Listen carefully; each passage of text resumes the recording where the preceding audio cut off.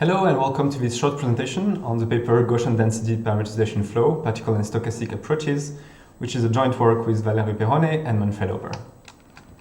So I don't think I need to introduce to this community the Gaussian variational approximation, assuming that we have some posterior, P of x given y, we want to find the closest Gaussian distribution that approximates it and close in the sense of the KL divergence. So a very typical approach is to use the Reproduction Trick, where we just rewrite x as being a function of x0, where x0 is just some simple isotropic Gaussian that we can sample from, and we just have these parameters gamma and m that we now want to optimize. Given this representation and given this log joint that I rewrote as phi, we can write the free energy, which is just the negative elbow, and we have this like log determinant and this expectation over phi. Okay. So from there, we can just normally do gradient descent on m and gamma. But we can also just see it as a parameter flow. So here we have the variation of m and gamma over time, just rewritten as the derivative of f given m and gamma. However, we can also add this term here for gamma, which is directly taken from Amari in his natural gradient works efficiently learning paper. And this will lead to some natural gradient updates for gamma. Now if we replace f here, we just get these expectations, and now we can simply compute this expectation by sampling, and voila, we're done. And that will be a quite traditional approach on how to optimize m and gamma. But we can also go differently about it and define a gradient flow for x itself. Again, we have these expectations, the first one for the mean and the second one for the covariance, similarly to before.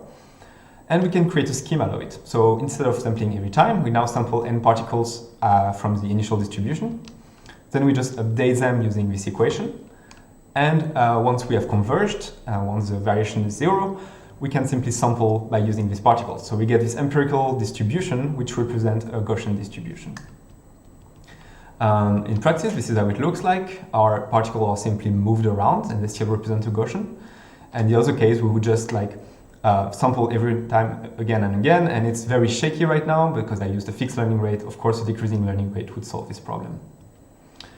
With this method, we have theoretical guarantees. We're just going to assume that the target is always a d-dimensional multivariate Gaussian. In this case, d plus 1 particles are enough for getting the exact solution. We get exponential convergence for the mean and for the precision here, for the precision trace in this case. And we have another result, which is if you use less particles than dimension, the low rank covariance that you're going to obtain out of it, its eigenvalues is going to be a subset of the true covariance.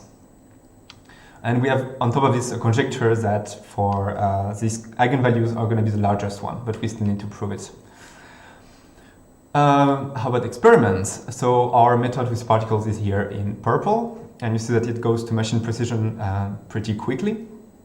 And the other actually good competitor here is this IBLR for I Bayesian learning rule from handling the positive constraint, which also use natural gradients, but has more complicated computations to do this.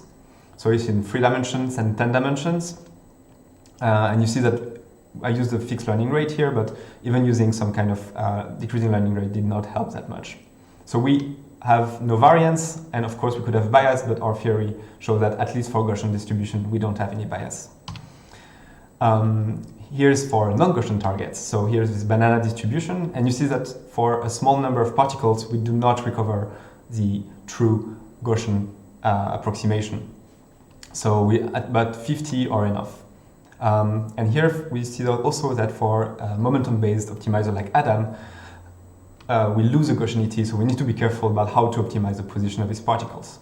So here's how it looks like. We see that our method improves on other ones.